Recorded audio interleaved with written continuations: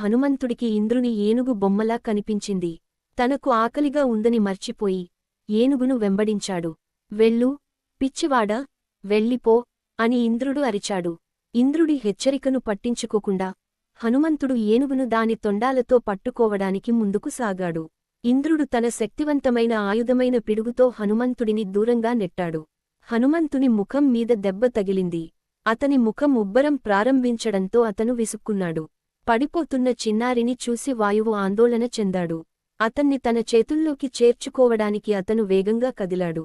వాయుడు అతనిని తీసుకుని వేగంగా ఒక గుహలోకి వెళ్లాడు. వాయువు తనను తాను గుహలోకి లాక్కెళ్లిన క్షణంలో గాలి వీచడం ఆగిపోయింది.